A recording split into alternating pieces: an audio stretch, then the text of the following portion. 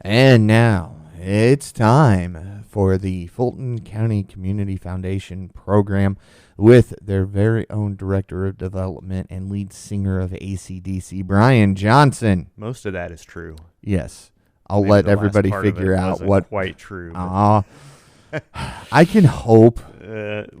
I can too, but doesn't seem to come true. So Well, I work for a wrestling promotion, and the promoter's name's Brian Johnson. So Hey, there you go. maybe Yeah. you're all one and the same. Could be. You never know. So stranger things have happened. Yes, So, well, hey, we got a lot of things going on at the foundation now. yes, you do. Wanted to talk about a few of them and bring an update on a program that we've been doing for a few years. Okay. The first thing that I wanted to remind folks is that we are bringing a poverty simulation and Bridges Out of Poverty workshop to Fulton County at the end of April. Yes. We've partnered with AHEC, the Area Health Education Center, and also CASA of Fulton County to bring these programs. And on April 26th, from 2 p.m. to 5 p.m., we will have a poverty simulation. It's an interesting event where folks can come and participate in this and kind of experience what it's like to live in generational poverty. Kind of give you some real life experience with this. So I'd encourage folks to check that out. That will be at the Fulton County Historical Society.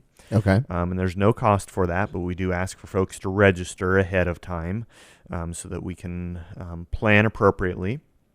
And then the next day, April 27th, we will be hosting a Bridges Out of Poverty workshop. Okay. This will be a day-long program, starts at 8:30 that morning and will wrap up around 3:30 that afternoon. That will also be at the Fulton County Historical Society. There is some cost involved. It's $20 for the program, but that includes everything, including lunch on site. So folks can get registered for that. For people that aren't familiar with either of these programs, really the thing that they look at is generational poverty. Okay.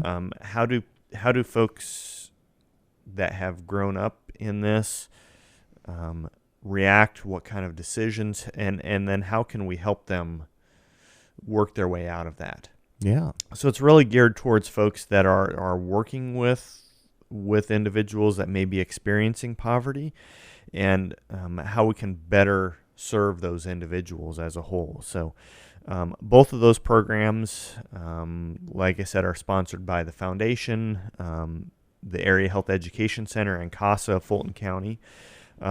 If you want to sign up for either of those, we do still have space for both of the programs. It's not something that you have to go to both. You can come to one or the other, or we have a number of folks that are coming to both.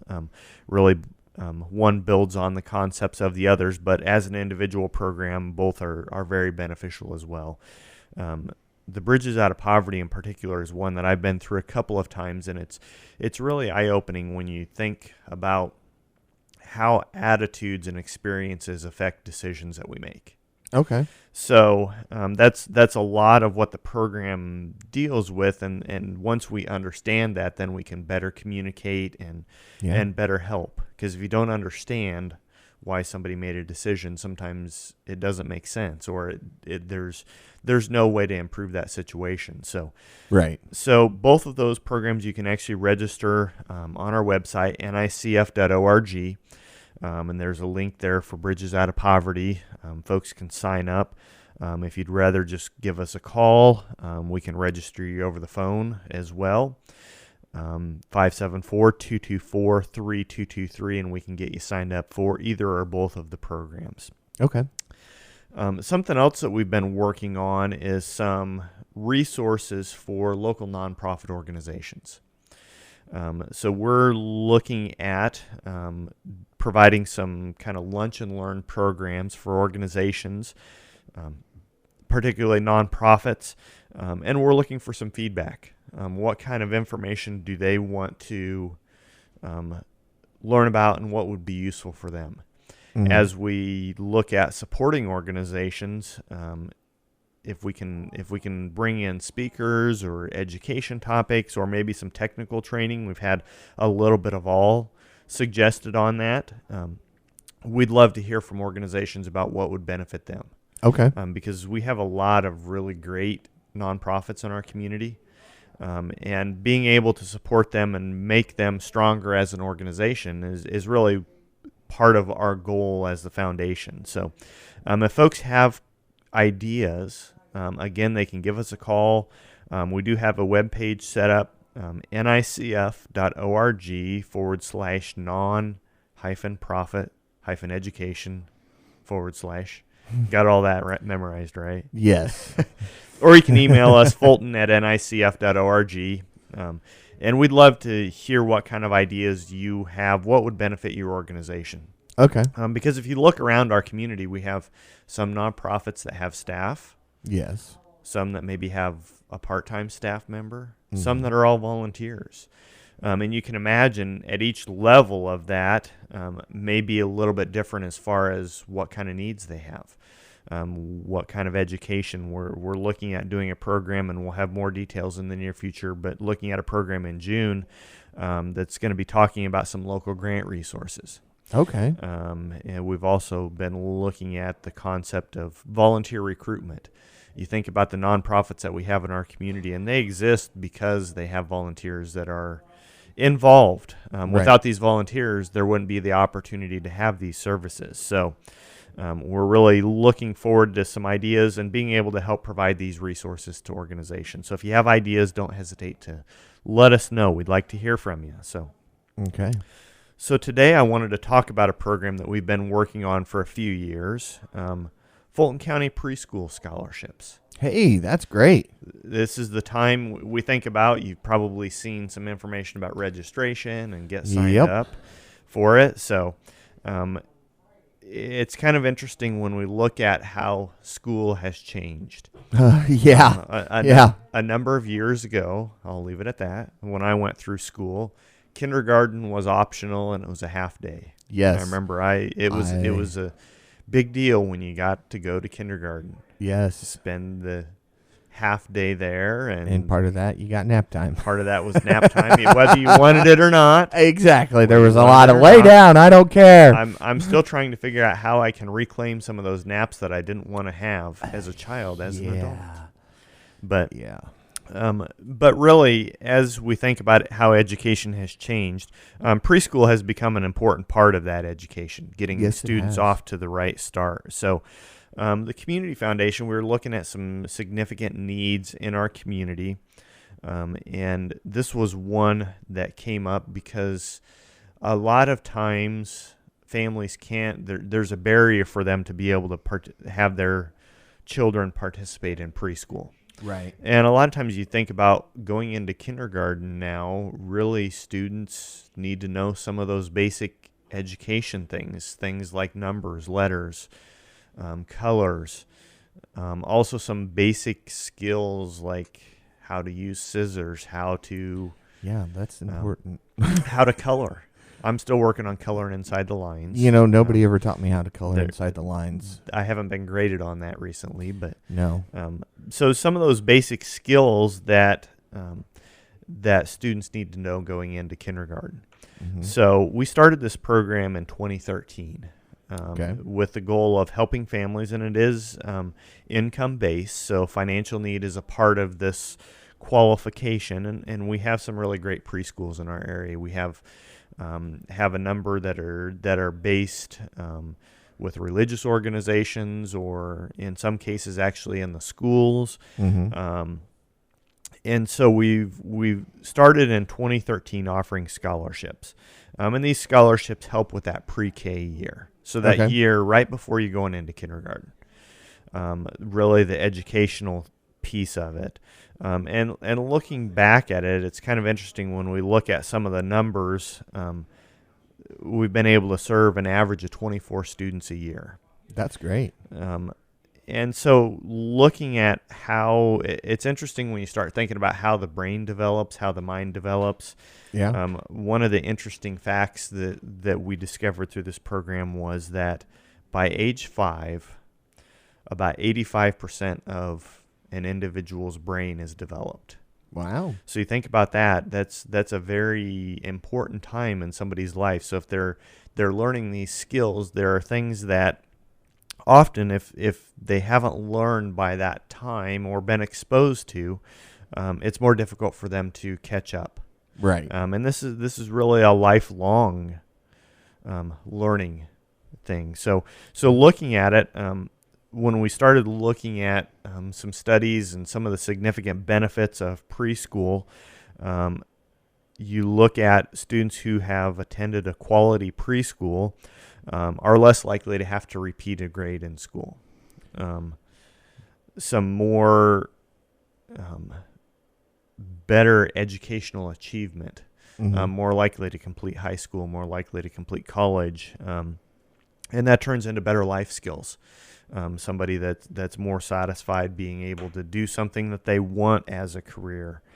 We also see lower costs for things like special education to help students catch up, maybe those students that didn't have that opportunity. Better prepared for future labor force demands. You think about how the job market is training, and we're sitting in a room filled with computers and and electronic music. I don't see any. Well, I do see some records sitting over there, which is kind of cool. That retro thing. Yeah, I love doing that. But I don't see any 8-tracks or carts or CDs or stuff like that. We still have got a CD player. There you go. I got a tape player. It's in the back, and we still have some 8-tracks and reel-to-reel back there as well. There you go. Hey, you've got it all. So we keep the history here just so people can see it.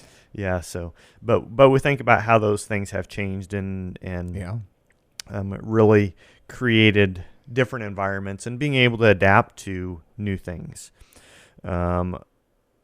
We also see some lower things like lower demand on the criminal justice system. And it's amazing how you think about how all these things start at a young age. Yeah.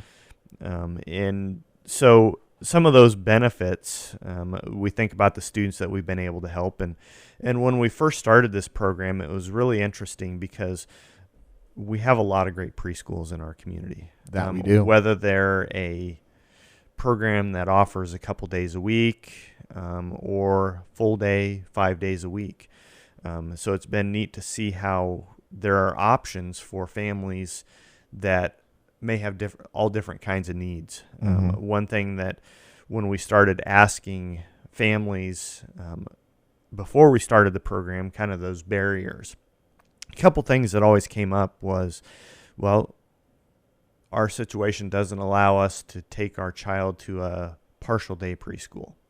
Right. So in some cases that works best for a family. I know in our family's case that was a good fit for us to have our sons go to a preschool that was a few days a week, partial days. But for a lot of families, maybe both parents are working full time or have schedule concerns. That doesn't always work. And transportation has been another pretty significant thing. Well, we can afford this, but we don't have the ability to get students to and from preschool. So we've had a couple of interesting solutions on that. One has been the Rochester School Corporation has actually begun offering preschools at the schools. And it turns into an all-day preschool, also provides transportation for those students. Yeah. So for families that those other barriers that I mentioned are an issue, they've been able to address those concerns through those programs. And one thing I think's great that Rochester Schools has done is the preschoolers have their own separate buses. That way they're not riding with the big kids and getting scared. Yeah. It can be pretty intimidating as a 5-year-old getting on a bus up against, with 16 a high school and 17-year-olds, and it's like So a great option there as well, but it's really provides an opportunity for students whose families may not have been able to figure out how to work it with another preschool. Right. An opportunity here. So we have some great options there. And just kind of looking at the snapshot, I mentioned we've helped on average 24 students a year.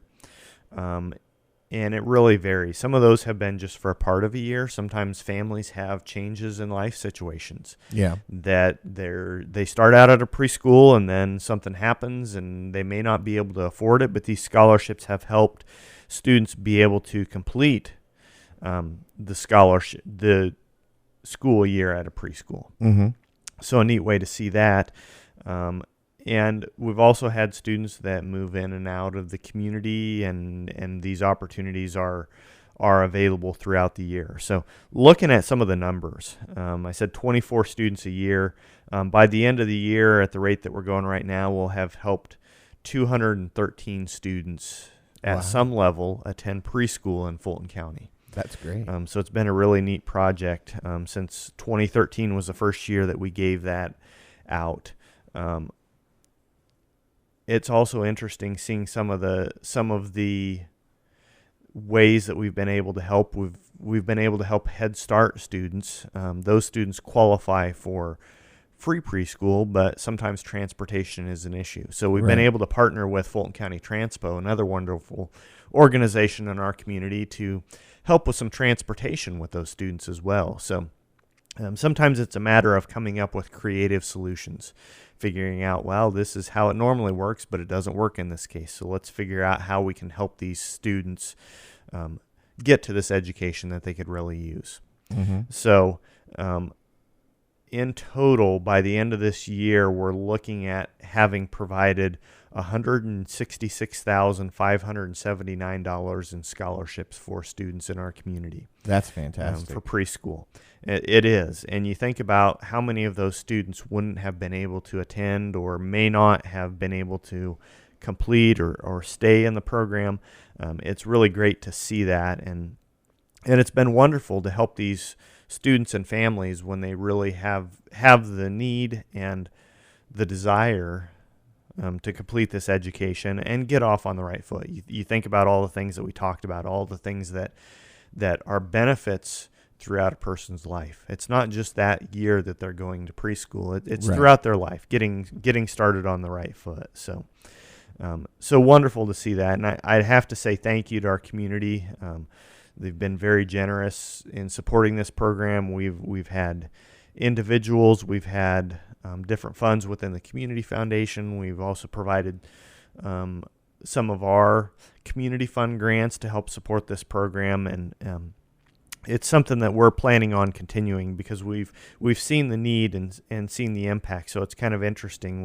We think 2013, how long will it be before we start seeing that first class of preschools graduate? We've got a few years coming up, but we got a few. That's kind of that reward at the end of the tunnel when we think about how this program can really affect lives. So I would put a plug if somebody's interested in this. We have seen an increase in the need recently, both the financial need and also the number of students, because we do have more opportunities now that are participating in these programs. So if you're so inclined and you're interested in that, we'd be more than happy to help put a donation to use for this program.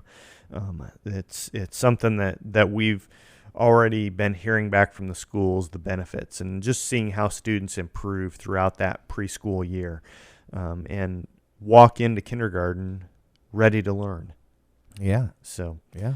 So with that, we'll wrap up today, but just a reminder about some of the things we've got going on. Of course, the nonprofit education series that we're working on. If you have ideas, let us know. We'd love to be able to provide a program that would help area nonprofits better themselves and learn more about how they can help folks.